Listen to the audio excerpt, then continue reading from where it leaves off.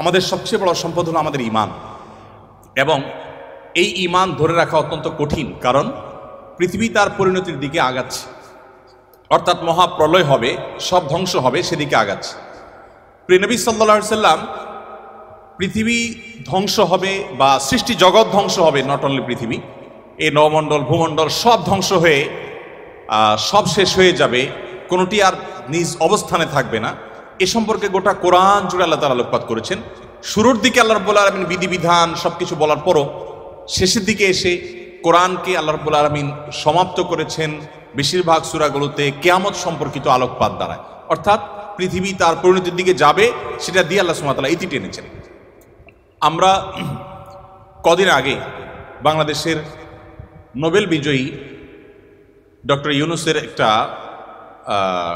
সাক্ষাৎকারের একটা অংশ বিশেষ, বোধহয় ডয়েচে ভেলের একটা সাক্ষাৎকার, এটা আমরা দেখেছি। যদিও সাক্ষাৎকারটা পরে কোনো কারণে বা কোনো যৌক্তিক অযৌক্তিক যে কারণেই হোক আমরা দেখতে পাই না ওই পেজে, আমি শুনেছি, আপনারা অনেকে হয়তো শুনেছেন। তিনি বলছিলেন যে পৃথিবী তার গন্তব্যের দিকে, ধ্বংসের দিকে এগিয়ে যাচ্ছে, এবং তিনি অন্য পার্সপেক্টিভ থেকে বলেছেন নিশ্চয়ই, কিন্তু আল্লাহ রাব্বুল আলামিন যা বলেছেন সেটি আমাদের সবাইকে উপলব্ধি করতে হবে এবং সেই গন্তব্যে আমাদের যেতে হবে, আমরা যাচ্ছি সেদিকে। পৃথিবী যখন তার গন্তব্যের দিকে বা সৃষ্টি জগৎ যখন তার গন্তব্যের দিকে এগিয়ে যায়, তখন যত বেশি এগিয়ে যাবে ঈমান মানুষের জন্য ধরে রাখা তত কঠিন হবে। আমরা সেরকম একটা সময় পার করছি।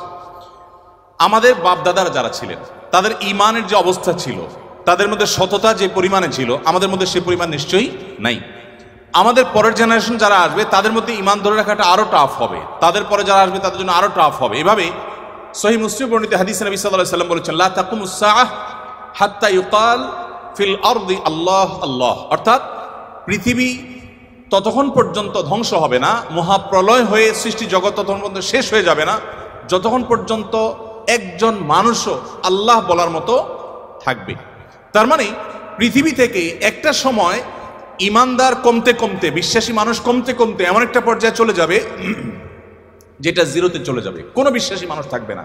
তখন এই পৃথিবী বা সৃষ্টি জগতের আর থাকার প্রয়োজন হবে না। আল্লাহ সুবহানাহু ওয়া তাআলা তখন এটাকে ধ্বংস করে পুনরুত্থান তিনি প্রতিষ্ঠা করবেন এবং বিচার দিবস তিনি প্রতিষ্ঠা করবেন।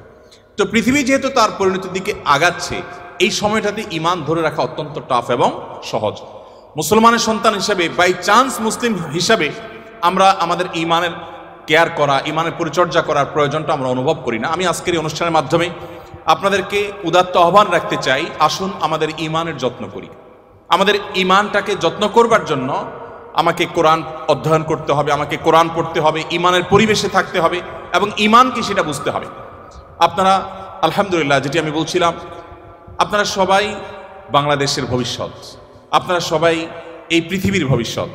আপনাদের প্রত্যেকের মধ্যে যে সম্ভাবনা লুকিয়ে আছে, সেই জায়গা থেকে আপনারা যদি চেষ্টা করেন ইসলামটাকে জেনে বুঝে অনুসরণ করার, মানার, তাহলে সেক্ষেত্রে আমি দৃঢ়ভাবে বিশ্বাস করি যে আপনি ইসলামটাকে এনজয় করবেন। আমি একটি কথা থেকে অন্যদিকে গিয়েছিলাম যে এক ভদ্র মহিলা আমার কাছে এসছেন ইসলাম গ্রহণ করবার জন্য। আমি তাকে জিজ্ঞাসা করলাম, এফিডেভিট সব কমপ্লিট করেছেন এবং আইনি সমস্ত পদক্ষেপগুলো শেষ করেছেন, বললাম যে আপনি ইসলাম কেন গ্রহণ করবেন? যারাই আমার কাছে এই টাইপের আসে আমি জিজ্ঞেস করি, কারণ আমার তো জানা আছে যে বাংলাদেশের আমাদের মানুষের প্র্যাকটিস দেখে তো তার ইসলাম গ্রহণ করার কথা না, আরো ইসলাম থেকে পালানোর কথা। কেন গ্রহণ করেছেন? তো তিনি বললেন, ইসলাম সম্পর্কে আমি বই পড়েছি, এই বই আমাকে প্রভাবিত করেছে। আবার কোনো কোনো ব্যক্তিকে আমি দেখেছি, তাদের ব্যক্তিত্ব দেখে, নিশ্চয়ই সেরকম ব্যক্তিত্ব খুবই কম, দেখে আমি প্রভাবিত হয়েছি। গোটা পৃথিবীতে আপনারা বিশেষ করে পশ্চিমা দুনিয়ার খবর রাখবেন নিশ্চয়ই, সেখানে প্রতিদিন ইসলামে আসা মানুষের সংখ্যা বেড়ে চলেছে এবং পুরুষদের চাইতে মেয়েদের মধ্যে ইসলাম গ্রহণের সংখ্যা অনেক বেশি, প্রবণতা অনেক বেশি। কেন?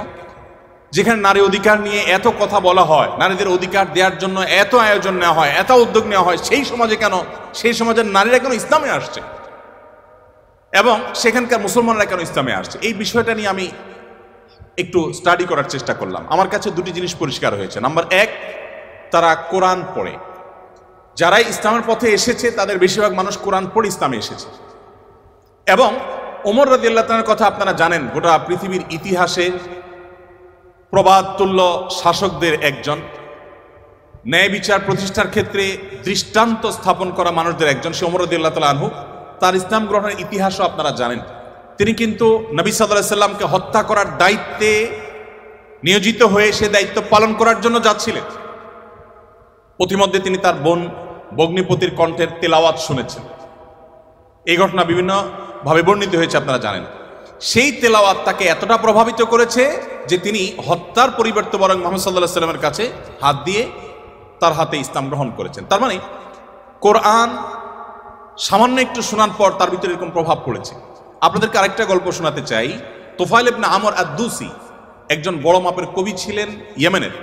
শুধু বড় মাপের নয়, আমরা জাতীয় কবি বলে তখনকার জাতীয় কবির কালচার ভাবে ছিল না, যদি থাকতো হয়তো তিনি ইয়েমেনের জাতীয় কবি থাকতেন তখনকার। তুফাইল ইবনে আমর আদ-দুসি, দুস ওনার গোত্রের নাম। উনি যেহেতু বড় সাহিত্যিক এবং কবি ছিলেন এবং সেই সময়ে কবি সাহিত্যিকদের অনেক কদর ছিল, বড় বড় রাজদরবারগুলোতে কবি সাহিত্যিকদেরই পদচারণা সবচেয়ে বেশি ছিল এবং সবচেয়ে বড় পুরস্কারগুলো তারাই জিততেন। প্রশংসা করে রাজাদেরকে বিভিন্ন কবিতা, বিভিন্ন পংক্তি, বিভিন্ন লেখা এগুলো উপহার দিলেই পুরস্কার পেতেন। তো তুফাইল ইবনে আমর আদ-দুসি যেহেতু সাহিত্যিক ছিলেন, ভিআইপি ছিলেন, তিনি মক্কা উমরা করতে এসেছেন। মুহাম্মদ সাল্লাল্লাহু আলাইহি সাল্লাম তখন গোপনে ইসলাম এর দাওয়াত দিচ্ছেন। মক্কায় আসার পর তার বন্ধুবান্ধব যারা মক্কায় ছিলেন কবি সাহিত্যিক, তারা বললেন, দেখো আমাদের এখানে তো একটা লোক তার কথা শুনলেই মানুষ তার জাদুতে আক্রান্ত হয়ে যায়, বাপদার ধর্ম ছেড়ে দেয়। তো তোমার ব্যাপারে আমরা আশঙ্কা করছি যে তুমি এরকম অবস্থার মধ্যে পড়তে পারো। তাহলে একটা বুদ্ধি হলো, তুমি কানের মধ্যে তুলো দিয়ে রাখো, দোনো কানের ফুটো এমনভাবে বন্ধ করে দাও যে তুমি ওমরা যখন করবা, তওয়াফ করবা, সাই করবা, এই টাইমে যাতে ওই ভদ্রলোকের কোনো কথা তোমার কানে না আসে, অ্যাটলিস্ট এই সময়টা তুমি এভাবে একটু পার করো।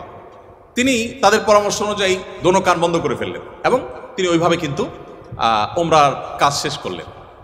একটা পর্যায়ে তার মনে হলো যে আমি এত বড় সাহিত্যিক মানুষ, বুদ্ধিজীবী মানুষ, পড়াশোনা করা মানুষ, একটা মানুষ কথা বলবে আর আমি গলে যাব, ভুলভাল বললেও আমি সেটা মেনে নিব, আমি তো এত অর্বাচীন না, আমাকে এত ভয় কেন পেতে হবে। তিনি কানের তুলো খুলে ফেলে দিলেন এবং এরপর তিনি হারামের কোনো এক জায়গা থেকে কোরআনের কিছু আয়াতের অংশ বিশেষ তার কানে আসলো। আসার পর তিনি সাহিত্যিক মানুষ, বুঝলেন যে এটা তো এই মানের ভাষা, এই মানের সাহিত্য, এটা তো কোনো মানুষের রচনা হতে পারে না, বা এই ধরনের রচনা তো আমি আগে পড়ি নাই, এটা তো একটু ব্যতিক্রম মনে হচ্ছে। তিনি তখন মুহাম্মদ সাল্লাল্লাহু আলাইহি সাল্লামকে অনুসরণ করতে শুরু করলেন। পেয়ে গেলেন আলী রাদিয়াল্লাহু তাআলাকে, সম্ভবত আলীরই তেলাওয়াত শুনেছেন। তখন আলী রাদিয়াল্লাহু তাআলাকে বললেন, দেখো আমাকে তার কাছে নিয়ে যাও, মুশকিল হলো আমার বন্ধু বান্ধবরা দেখলে তো আমার জাত যাবে, বা তারা আমাকে এমন আছে টর্চারও করতে পারে, তাহলে এক কাজ করো, নিয়ে চলো। আলী সামনে সামনে যাচ্ছেন, উনি পিছিয়ে পিছিয়ে যাচ্ছেন। যে পরে তিনি ইসলাম গ্রহণ করলেন এবং তিনি অনেক টর্চারের মুখোমুখি হলেন। তার মাধ্যমে ইয়েমেন ইসলাম ঢুকে, প্রথম ব্যক্তি ইয়েমেন থেকে ইসলাম গ্রহণ করা। আমি আপনাকে 50টা ঘটনা শোনাতে পারবো যে মানুষগুলো ইসলাম গ্রহণ করেছেন শুধুমাত্র কোরআন স্টাডি করে, কোরআন পড়ে। আমি আপনাদেরকে আজকে আহ্বান করে যেতে চাই, বাই চান্স মুসলমান আমরা যারা আছি, আমরা একটু ইসলামটাকে বোঝার চেষ্টা করি, আমরা ইসলামটা একটু জানার চেষ্টা করি। আমরা অনেকে মনে করি কোরআন হাদিস এগুলো হুজুরদের সাবজেক্ট, এগুলো শুধু ওনারা পড়বেন, আমরা শুধুমাত্র হুজুরদের মুখের দিকে তাকিয়ে থাকবো আর শুনবো। আপনি সেই ধর্মের অনুসারী, যে ধর্মের প্রথম নির্দেশ কিন্তু নামাজ পড়া নয়, যে ধর্মের প্রথম নির্দেশ কিন্তু রোজা রাখা নয়, যে ধর্মের প্রথম নির্দেশ হলো ইকরা, তুমি পড়ো। আপনি সেই ধর্মের মানুষ যেই ধর্মে আপনাকে জ্ঞান ভিত্তিক দিন আপনাকে গ্রহণ করতে বলা হয়েছে। আল্লাহ সুবহানাহু ওয়া তাআলা কোরআনে বলেছেন, ফাআলাম আন্নাহু লা ইলাহা ইল্লা। ইমাম বুখারী রাহমাতুল্লাহ আলাইহি কোরআনের পর সবচেয়ে বড় বিশুদ্ধতম আপনার ব্যাখ্যা গ্রন্থ,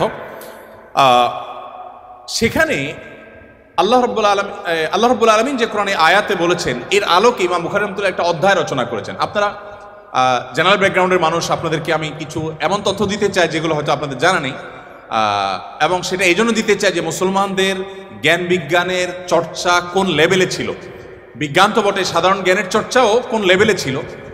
ইমাম বুখারী রাহমাতুল্লাহর যে বুখারী শরীফের কথা আপনারা শুনেন, এই বুখারী শরীফ এটার যে শুধু ইয়েগুলো আছে, টাইটেলগুলো আছে, অধ্যায় এবং পরিচ্ছদের যে শিরোনামগুলো আছে, শুধু এই শিরোনামগুলোর ব্যাখ্যায় ভারতবর্ষের লেখক আছে, সারা ওয়ার্ল্ডের অন্যান্যগুলো বাদই দিলাম। শাইখুল হাদিস জাকারিয়া রাহমাতুল্লাহ আলাইহি ভারতের সাহারানপুরের উত্তরপ্রদেশের, তার লেখা আত-তারাজম ওয়াল আবওয়াব আছে। আপনার এই টেবিলের এই মাথা থেকে মাথা পর্যন্ত হয়ে যাবে সবগুলো ভলিউম রাখলে। এতগুলো ভলিউম ভর্তি কিসে? শুধুমাত্র সহিহ বুখারীর শুধুমাত্র যে টাইটেল বা শিরোনাম আছে তার ব্যাখ্যা। এবং এগুলো এতটা একাডেমিক, এবং এতটাই আপনার ডিপ নলেজের বিষয় এবং এলমি বিষয়, একাডেমিক বিষয়, যে আপনি যদি এখানে প্রবেশ করেন তাহলে আপনি এটার ভেতরে শুধু ঢুকতেই থাকবেন এবং সামনে আগত থাকবেন। এটা আমাদের ঐতিহ্য। যাই হোক, তো ইমাম বুখারী রহমতুল্লাহ আলাইহির একটা অধ্যায়ের শিরোনাম ছিল এরকম যে তিনি লিখেছেন বাবুল কাউলি বিল ইলমি, বাবুল ইলমি ক্বাবলাল কাউলি ওয়াল আমালি বিহি। অর্থাৎ সে অধ্যায় এখানে রচনা করা হচ্ছে, যে অধ্যায়ে প্রমাণ করা হবে ইসলাম কোনো কথা বলবার আগে, কোনো কাজ করবার আগে মানুষকে সেটা জানার নির্দেশ করে। অর্থাৎ আগে জ্ঞান অর্জন করো, তারপরে তুমি করো। ইভেন আল্লাহ সুবহানাহু ওয়া তাআলা কোরআনে বলছেন ফাআলাম আন্নাহু লা ইলাহা ইল্লাহু, আল্লাহ ছাড়া সত্যিকার ইবাদতের উপযুক্ত আর কেউ নেই, এই কথার জ্ঞান তুমি অর্জন করো। দেখুন, আল্লাহ সুবহানাহু ওয়া তাআলা কিন্তু বিশ্বাসের কথাটাই বলছেন, কিন্তু জ্ঞান দিয়ে বলছেন। তার মানে তুমি জানো কেন আল্লাহ ছাড়া সত্যিকার ইবাদতের উপযুক্ত থাকতে পারে না, কেন একাধিক স্রষ্টা থাকতে পারে না, কেন তুমি সেই জিনিসটা জানার চেষ্টা করো। কেন বলতে আমি এখানে আল্লাহ সুবহানাহু ওয়া তাআলা দর্শন জানতে নির্দেশ করেছেন তা নয়, আল্লাহ বলেছেন যে এই বিষয়ের স্বচ্ছ ধারণা এবং ইলম যেন আমাদের মধ্যে আসে। কিন্তু দুঃখজনক, আমরা কোরআন পড়ি না, আর পড়লেও বুঝে পড়ি না। পৃথিবীতে সবচেয়ে বেশি পাঠ করা হয় যে গ্রন্থ, সেটা কোরআন। কোরআনের চাইতে বেশি পাঠ করা হয় সর্বযুগে সর্বকালে এরকম আরেকটি গ্রন্থ পৃথিবীতে নেই যে এত বেশি পরিমাণে পাঠ করা হয়। আর দুঃখজনক সত্য এটাও যে পৃথিবীতে না বুঝে পাঠ করার ক্ষেত্রে কোরআনের চাইতে আর বিকল্প বা আরেকটা গ্রন্থ আপনি খুঁজে পাবেন না। কোরআনই একমাত্র গ্রন্থ যে আমরা মুসলমানরা সেটাকে না বুঝেই শুধুমাত্র পড়ি। হ্যাঁ, কোরআন না বুঝে পড়লেও আপনি সওয়াব পাবেন, এটা একটা কাজ হবে। না বুঝে পড়লে কি লাভ হবে আমরা অনেকে বলি। আজকাল আপনারা জানেন অনেক টেকনোলজি আবিষ্কার হয়েছে, আপনারা টেকনোলজির লোক, যে একটা সিম্পল জিনিস আমাদের সবার হাতে হাতে আছে, স্মার্টফোন। আমরা যদি বলি হাই শ্রী কল অমুক, সাথে সাথে কিন্তু আপনার কোনো টিপাটিপি ছাড়াই সেই অমুককে কল করবে, মোবাইল করবে না ডিভাইস। এখন তো আপনার আপনি কোনো রুমে বসে বলছেন যে গরম লাগছে, এসিটা অন হয়ে যাবে। আপনি জাস্ট বললেন, নির্দিষ্ট শব্দ উচ্চারণ করলেন যে আপনার কাছে গরম লাগছে, এসিটা অন হয়ে যাবে। আপনি বললেন যে না এখন শীত লাগছে, তো এসিটা কমে যাবে, বন্ধ হয়ে যাবে। টেকনোলজি এই পর্যন্ত চলে গেছে, যা আপনি বলছেন সেটা সে ক্যাচ করছে এবং সেই অনুযায়ী কাজ করছে।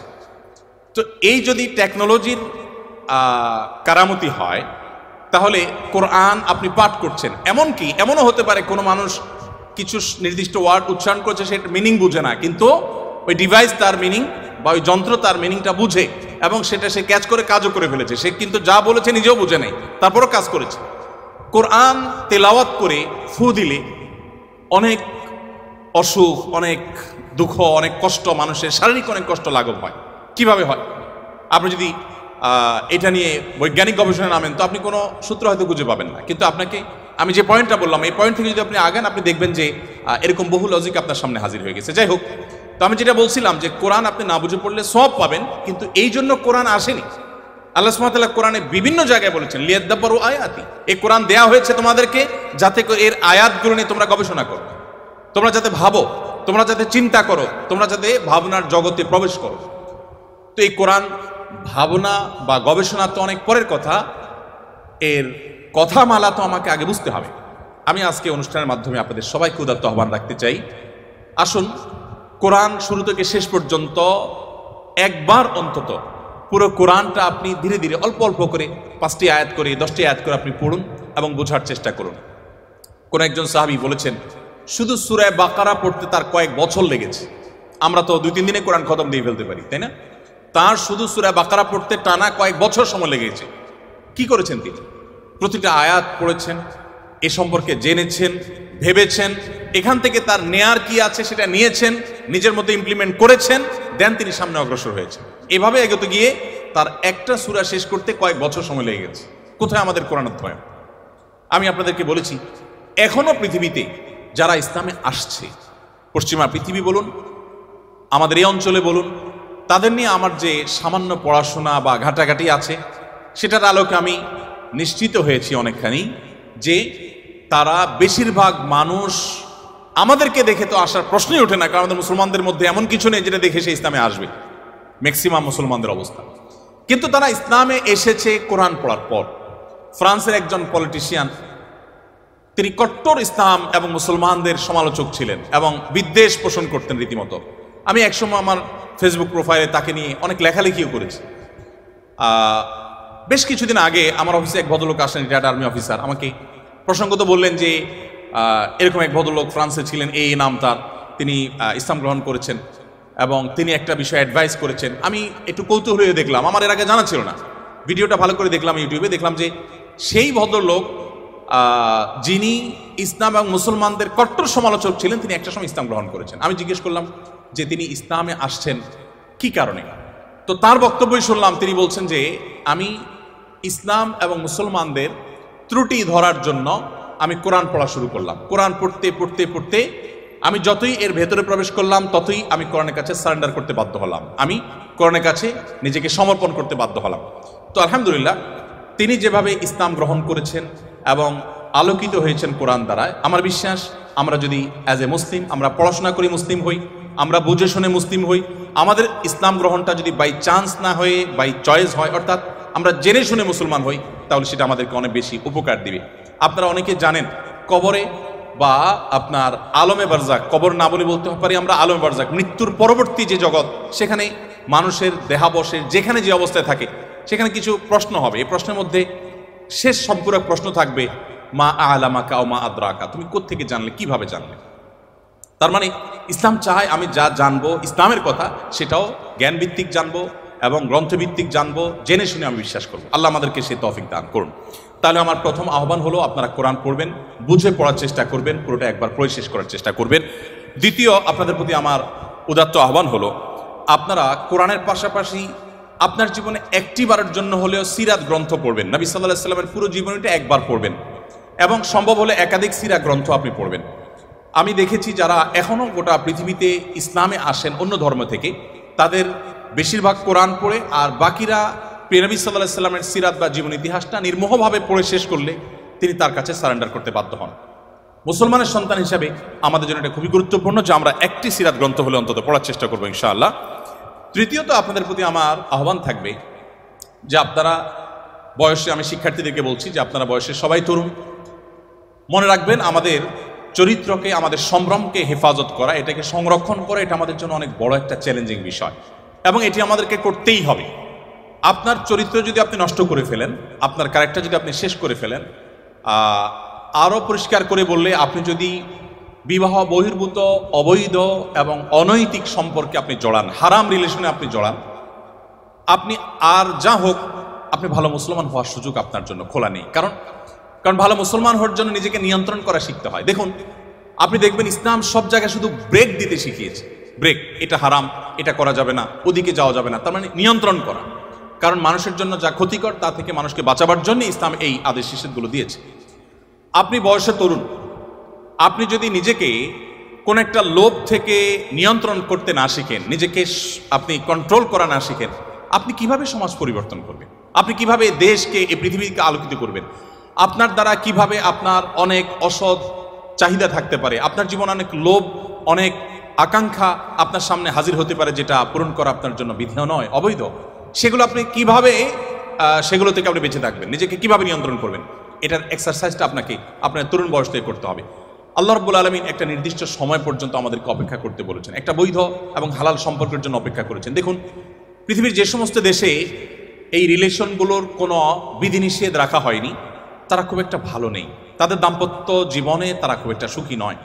আমরা ভারত উপমহাদেশের মানুষ, আমাদের অনেক কিছুই নেই, আমরা জ্ঞানে বিজ্ঞানে পিছিয়ে, আমরা অনেক ক্ষেত্রে পিছিয়ে, কিছু কিছু ক্ষেত্রে আমরা তাদের চাইতে অনেক বেশি এগিয়ে আছি। তার মধ্যে একটা দিক হলো এটি যে আমাদের পরিবারগুলো যত স্ট্রং, আমাদের পরিবারের সম্পর্কগুলো যত মজবুত, আমাদের মধ্যে ভাই ভাই সম্পর্কটা যতটা এখনো ভালো আছে, এই অধপতনের এই সময়ও আমাদের মধ্যে সন্তানের সাথে বাবা মায়ের বোঝাপড়াটা যত ভালো আছে, আমাদের পারস্পরিক সম্পর্কগুলো, স্বামী স্ত্রীর মধ্যকার সম্পর্কগুলো যত ভালো আছে, এগুলো পশ্চিমা দুনিয়া মানুষরা কল্পনাও করতে পারে না। আপনারা আমার চেয়ে নিশ্চয়ই ভালো জানবেন, তারা এগুলো কল্পনাও করতে পারে না। আমাদের এই ভালো দিকগুলো আমাদেরকে ধরে রাখতে হবে। আমরা পশ্চিমা দুনিয়া থেকে জ্ঞান বিজ্ঞান এবং যেগুলো নেওয়ার সেগুলো যেমন গ্রহণ করব, তাদের যে সমস্ত ত্রুটির কারণে তারা সাফার করছে সেগুলোর ব্যাপারে আমাদেরকে সতর্ক থাকতে হবে এবং সেক্ষেত্রে ইসলামের নির্দেশনা মানার কোনো বিকল্প নেই। আপনি আপনার তারুণ্যকে নষ্ট করবেন অন্যায়, অনাচারে, স্বেচ্ছাচারিতায়, অবৈধ কাজে, হারাম কাজে, আপনি নিশ্চিত থাকুন যে এর জন্য আপনাকে দুনিয়াতে মূল্য দিতে হবে। আপনি দাম্পত্য জীবনে আপনার এটার জন্য সাফার করতে হবে, আখিরাত তো পরে আছে। এজন্য আপনার নিজের প্রয়োজনে নিজেকে নিয়ন্ত্রণ করতে শিখুন এবং কন্ট্রোল করতে শিখুন। আমরা বান্দার হকের কথা বলেছি, মানুষের অধিকারের কথা বলেছি, সেটির অংশ হিসাবে আপনাকে এটি করতে হবে। আপনারা জানেন সারা পৃথিবীর সব সমাজেই, এমনকি অমুসলিম সমাজেও একজন মানুষ তার দুজন সঙ্গী যদি রাখেন, অর্থাৎ স্ত্রী আর তাদের কাছে যদি তাদের ভাষায় যদি আমরা গার্লফ্রেন্ডের কথা বলি, যদি দুজন রাখেন তো এটাকে অনৈতিক মনে করা হয়, এটাকে অন্যায় মনে করা হয়। সকল সমাজে যারা অমুসলিম, যারা অবিশ্বাসী, তারাও এটাকে অন্যায় মনে করে। তো আমি যদি এটাকে একটু ভিন্নভাবে বলি, আপনি একজন তরুণ, আপনার যদি আল্লাহ তাআলা নসিবে রাখেন, আপনি বেঁচে থাকেন, আপনার ইনশাআল্লাহ একজন স্ত্রী হবে, জীবন সঙ্গিনী আসবেন। আপনার এখনকার সময়টা, অর্থাৎ বিবাহের আগের সময়টা যদি আপনি বিভিন্ন নারীদের সাথে আপনি সম্পর্ক করেন, আমি মেয়েদের কথা একই কথা বলছি, মেয়েরা যদি ছেলেদের সাথে সম্পর্ক রিলেশন করে এবং এই রিলেশনগুলো আপনার স্ত্রী যিনি হবেন তিনি যদি এখন আপনার কাছে থাকতেন অথবা আপনি তার কাছে থাকতেন, তাহলে কিন্তু নিশ্চয়ই এগুলো সহ্য করতেন না। তাহলে আপনার নিজের চরিত্রকে, আপনার যৌবনকে, আপনার জীবনকে আপনি এমন কাজে ব্যয় করছেন যা আপনার জীবন সঙ্গিনী, আপনার জীবন সঙ্গী যার জন্য আপনি অপেক্ষা করছেন, যিনি আপনার জন্য অপেক্ষা করছেন, তিনি পছন্দ করছেন না। তাহলে এই কাজটাকে আপনি কিভাবে যৌক্তিক বলতে পারেন? এই কাজটাকে কিভাবে আপনি সঠিক মনে করতে পারেন? এই কাজটাকে আপনি কোন যুক্তিতে দাঁড় করাতে পারেন? দেখুন, বিবাহ বন্ধনের বাঁধ যারা তুলে দিয়েছে, আপনি চায়নার কথা আমার চাইতে নিশ্চয়ই ভালো জানেন। চায়নার মতো একটা দেশ, এত পপুলেশনের দেশ, জন্মের হার কোনোভাবে কোনো মেকানিজমে বাড়াতে পারছে না, এত প্রণোদনা দেওয়া হচ্ছে। ইটালির কথা আমি গত কয়েকদিন আগে পত্রিকা পড়েছি, আপনার নিশ্চয়ই আমার থেকে ভালো জানবেন যে ইটালি, চায়না, অনেক দেশ আছে পৃথিবীতে যারা তাদের জন্মের হারকে স্বাভাবিক করবার জন্য সরকারি প্রণোদনা বিভিন্নভাবে দেওয়ার পরও কোনোভাবে তারা স্বাভাবিক করতে পারছে না। একসময় কিন্তু তাদের জন্মের হার কম থাকার বিষয়টা এরকম ভয়াবহ পর্যায়ে ছিল না। এখন প্রেডিকশন বলছে সামনের দিনগুলো তাদের জন্য অত্যন্ত আতঙ্কের, অত্যন্ত ভয়ঙ্কর। কারণ কেউ সন্তান জন্ম নিতে চাচ্ছে না, দিতে চাচ্ছে না, কোনো প্রণোদনা দিয়েও এটাকে স্বাভাবিক করতে পারছে না। এগুলোর একটি কারণ, অনেক কারণের মধ্যে একটা কারণ হলো বিবাহ বহির্ভূত সম্পর্ককে অ্যাপ্রিসিয়েট করা। যে সমাজে এটাকে যত বেশি অ্যাপ্রিসিয়েট করা হয়, সেখানে পরিবার ব্যবস্থা তত দ্রুততার সাথে ভেঙে পড়ে। আপনি আমাদের কথা যদি বলেন, বাংলাদেশে বিবাহ বিচ্ছেদের হার নিয়ে প্রতিনিয়ত আমরা পত্রিকায় বিভিন্ন প্রতিবেদন পড়ি এবং আমাদের কপালে ভাঁজ পড়ে। আমি মাহফিল বা ইসলামিক প্রোগ্রাম একসময় নিয়মিত করতাম, এবছর আর মাহফিল না করার ঘোষণা দিয়েছি আমরা। তো মাহফিল করতে গিয়ে বিভিন্ন জনপ্রতিনিধি, এলাকার বিভিন্ন নেতৃস্থানীয় মানুষদের সাথে উঠা বসা হয়। আমি অনেক জায়গায় শুনেছি, বিশেষ করে মৌলভীবাজারের এক চেয়ারম্যানের কথা আমার এখনো মনে পড়ে। ভদ্রলোক বললেন যে, ভাই, মাত্র 10 দিন হলো আমি দায়িত্ব বুঝে নিয়েছি নির্বাচনের পর। এই 10 দিনের মধ্যে আমার কাছে শুধুমাত্র আমার একটা ইউনিয়নে তালাকের, অর্থাৎ বিবাহ বিচ্ছেদের বিচার এসেছে প্রায় 20-25টি। আমার কাছে যেগুলো আসেনি সেগুলো তো আনকাউন্টেড আমার কাছে। ঠিক একইভাবে আরো অনেক ব্যক্তির কথা আমি জানি, আপনারা পত্রিকায় পড়েন, প্রতিনিয়ত প্রতি মিনিটে এখন বিবাহ বিচ্ছেদ হচ্ছে, প্রতি মিনিটে। কেন হচ্ছে বলুন? আমাদের আর্থিক সঙ্গতি কি আগের তুলনায় কমেছে না বেড়েছে বলুন তো? বেড়েছে না? আমাদের দাদারা, বাপদাদারা বা তাদেরও আগে যারা ছিলেন, তারা কিন্তু তাদের স্ত্রীকে বছরে একটা শাড়ি, একটা কাপড় দিতে অনেক কষ্ট হতো। আপনি কিন্তু আপনার স্ত্রীকে একটা শাড়ি না, বরং সুপার মার্কেটে গিয়ে ছেড়ে দেন, আসার সময় বিল পেমেন্ট করে আসছেন, কোনটার দাম কত জিজ্ঞেস করার সময়ও নেই, তাই না? আমাদের বাপদাদারা যারা ছিলেন তারা কিন্তু, আমি শেষ করছি, চেয়ারম্যান মহোদয় এসছেন সম্ভবত, আমি ইনশাল্লাহ সংক্ষেপ করে শেষ করে ফেলছি ইনশাল্লাহ। যেটি বলছিলাম যে আপনি এখন দেখবেন যে এখন স্বামী তার স্ত্রীকে ভালোবাসা প্রকাশ করার কত ওয়ে আছে বলুন তো। আপনি সরাসরি গল্প করতে পারছেন, মোবাইলে কথা বলতে পারছেন, SMS-এ ভালোবাসা আদান প্রদান করতে পারছেন, মনের ভাব প্রকাশ করতে পারছেন, মুহূর্তগুলোকে ছবি ধারণ করে পাঠিয়ে দিতে পারছেন। কতভাবে ভালোবাসা চলছে আপনি বলুন তো। আচ্ছা, আমাদের বাপদাদারা যারা ছিলেন তাদের কাছে আমরা যাই একটু, তারা কিন্তু বিশেষ করে গ্রামাঞ্চলে যারা বড় হয়েছেন, এখন তো গ্রাম শহর সব জায়গায় টেকনোলজি পৌঁছে গেছে আলহামদুলিল্লাহ। তখনকার কথা আপনি চিন্তা করুন যে সারাদিন স্বামী তার কাজে, স্ত্রী তার কাজে, দুজন দুই সেক্টরে আছেন এবং দুজন দুই জগতে আছেন।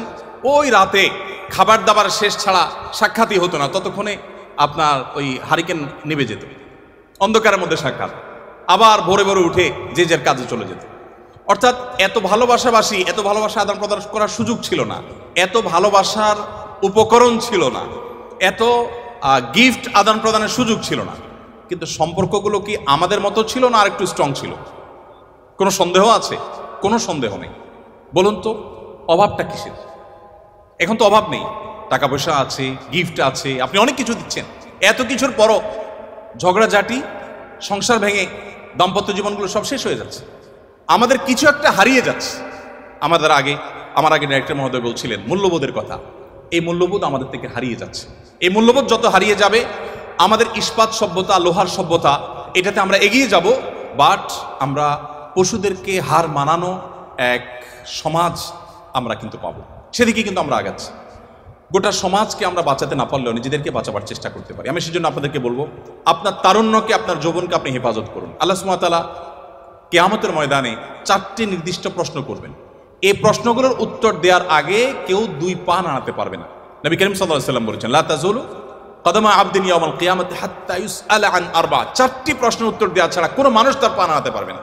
সে 4টি প্রশ্নের একটা প্রশ্ন হলো ওয়ান শাবাবিহি ফিমা আবলা, তোমার যৌবনকালটা তুমি কিভাবে কাটিয়েছো। দেখুন, আমাদের সমাজে যুবকরা নামাজ কালাম ধরলে বা একটু ধর্মকর্ম করলে বা একটু ভালো মানুষ সাজলে সমাজের মানুষ ওটাকে ভালোভাবে নেয় না, তাই না? যে যুবক মানুষ এত ভালো হতে যাবে কেন? আর এই বয়সে একটু আত্মু করবে না? ভালো হওয়ার বয়স হয়েছে এখনো? আমরা এইভাবে দেখি না জিনিসটাকে। আচ্ছা, আল্লাহ রাব্বুল আলামিন সেজন্য যৌবনে কি করেছেন আপনি সেটা আলাদা জানতে চাইবেন। আপনি দেখবেন অনেক মানুষ আছেন যৌবন বয়সের সমস্ত অপকর্ম করে বৃদ্ধ বয়সে তিনি হাজী সাহেব, গাজী সাহেব, দায়টাই রেখে বিরাট ভালো মানুষ সেজে গেছেন। আছেন আমাদের সমাজে। বরং ধারণাটাই এমনভাবে বদ্ধমূল হয়ে গেছে যে যা খুশি তা করো, একটা বয়সে এসে ফেরেশতা সেজে যাও। সময়ত উপস্থিতি, এটি কোনো জীবন নয়, এটা কোনো আদর্শ নয়। আমাদেরকে আমাদের তরুণ সময়টাকে, তরুণ বয়সটাকে, আমাদের তারুণ্যকে আল্লাহর ইবাদতে, আল্লাহর দাসত্বে, আল্লাহর গোলামিতে কাটানোর চেষ্টা করতে হবে এবং আমাদেরকে নীতি এবং নৈতিকতা এবং মূল্যবোধ ধরে রাখার চেষ্টা করতে হবে। বলছিলাম ইসলামের কথা। ইসলাম দেখবেন সব জায়গায় আপনাকে কন্ট্রোল করতে শেখায়, সব জায়গায় আপনাকে নিয়ন্ত্রণ করতে শেখায়। ত্যাগ আগে, ভোগ পরে। যত উৎসব আছে, আপনি ইংরেজি নববর্ষ বলুন, এটা একটা উৎসব। এরকম যত উৎসব উদযাপন আছে সবগুলোতে দেখবেন শুধু ভোগের কথা বলা আছে, অনলি ভোগ। আপনি 31st নাইট উপলক্ষে যত আনুষ্ঠানিকতা সারা ওয়ার্ল্ডে হয়, ভোগ ছাড়া সেখানে ত্যাগের কোনো অপশন কি আছে? কোনো অপশন নেই। কিন্তু ইসলামের 2টি উৎসব, একটা ঈদ উল ফিতর, একটা ঈদ উল আজহা, এখানে ভোগের কথা আছে কিন্তু আগে ত্যাগ। আপনাকে ঈদ উল ফিতরের আগে ফিতরা দিতে হবে, গরিবের বাসায় খাবার পৌঁছাতে হবে, তাদের হাসি নিশ্চিত করে এরপর আপনাকে হাসতে হবে। আপনি কোরবানির ঈদ করবেন, কোরবানির পশুর গোশত আপনি জবাই করে খাবেন, আপনি গরিবকে দিতে হবে, তাকে মুখে হাসি ফোটাতে হবে, আপনি তারপরে খাবেন। আপনি তো সেই ধর্মের অনুসারী, আপনি তো মানুষের কল্যাণকামী হবেন। দেখুন, আপনারা তো জেনারেল ব্যাকগ্রাউন্ডের, আমি মাদ্রাসার প্রোগ্রামে বলি যে দেখুন, আমাদের দেশে ভালো আলেমের অভাব নেই, ভালো হুজুরের অভাব নেই, ভালো শিক্ষিত মানুষের অভাব নেই, আমাদের দেশে ভালো মানুষের অভাব। আপনারা আমার চাইতে খুব ভালো করে জানবেন, অভাব নাই আমি এ অর্থে বলছি যে অনেক আছে, আরও দরকার আমাদের শিক্ষিত মানুষ, আরও দরকার আমাদের ভালো আলেম। কিন্তু যে পরিমাণ শিক্ষিত আছে সে পরিমাণ ভালো মানুষ নেই। যে পরিমাণ আলেম আছেন, এমনকি আলেম হলেও গতানুগতিক তিনি যে ভালো মানুষ হয়ে যাবেন এমনটা জরুরি না। আমরা ভালো মানুষ হওয়ার চেষ্টায় এগিয়ে যেতে হবে। আপনি যদি ভালো মানুষ হওয়ার চেষ্টায় আগান, আপনি জেনারেল ব্যাকগ্রাউন্ডের হওয়ার পরও আপনার এই পড়াশোনাটাকে ইবাদতে আপনি রূপান্তর করতে পারেন। কিভাবে সেটা? আপনার যদি ইন্টেনশন থাকে আমি জ্ঞান বিজ্ঞান শিখে, আমি এই টেক্সটাইল ইঞ্জিনিয়ারিং শিখে আমার এই জ্ঞান দিয়ে আমি আমার সমাজকে উপকৃত করব, দেশের মানুষকে উপকৃত করব, পৃথিবীর মানুষকে উপকৃত করব আমাদের টেকনোলজি দিয়ে। আপনি যদি এই উদ্দেশ্যটা আনেন, সাথে সাথে আপনার উদ্দেশ্যের কারণে আপনার এই পড়াশোনাটা ইবাদতে পরিণত হয়ে যাবে। আর যদি আপনি বলেন যে আমি আমার অমুককে দেখিয়ে ছাড়বো, তমুককে দেখিয়ে ছাড়বো, এটা জাহির করে ছাড়বো, তাহলে সেক্ষেত্রে আপনি হয়তো দেখাতেও পারবেন না, আর আল্লাহর কাছে বিনিময় পাওয়ার প্রশ্ন ওঠে না। এই জন্য আমি আপনাদেরকে আহ্বান করব যে আমাদের এই বয়সটাকে হেফাজত করতে হবে, বিশেষ করে তরুণ সময়টাকে হারাম সম্পর্কগুলো থেকে বেঁচে থাকার জন্য স্ট্রাগল করতে হবে। আমি বলি, যে যুবক নিজেকে এতটুকু কন্ট্রোল করতে পারে না, সে কিভাবে বিশ্ব জয় করবে, সে কিভাবে দুনিয়া জয় করবে, সে কিভাবে সমাজ সংস্কার করবে? আমাদেরকে সেদিকে যেতে হবে। একজন মুসলমান হিসাবে আমি আপনাদের প্রতি আমার আবেদন রাখতে চাই যে আপনারা ওলামা একরাম যাদের কথা এবং কাজে মিল আছে, যারা অ্যাজ এ আলেম যেমন ভালো, অ্যাজ এ মানুষ তেমনি ভালোভাবে ভালো, কোরআন এবং হাদিসের প্রতিচ্ছবি যারা, সে মানুষগুলোর সান্নিধ্য আপনারা অবলম্বন করবেন এবং আপনি যেখানে থাকেন সেখানে একজন সৎ, একজন নিষ্ঠাবান মানুষের সাথে থাকা চেষ্টা করবেন। শুধু আলেম নয়, আপনার সহপাঠীদের মধ্যে, আপনার ছাত্রবন্ধুদের মধ্যে আপনি অনেককে দেখবেন যে ব্যক্তিগতভাবে সে সৎ, অসৎ না, মিথ্যা বলে না, অন্যায় করার প্রবণতা নেই, বাজে জিনিসের প্রবণতা নেই। আপনি তাদের সাথে চলার চেষ্টা করবেন এবং এই সংস্রব মানুষকে কত দ্রুত পরিবর্তন করে সেটা জাপানের ওই বাংলাদেশি প্রবাসী ভাইয়ের কথা বলে আমি বোঝাবার চেষ্টা করেছি।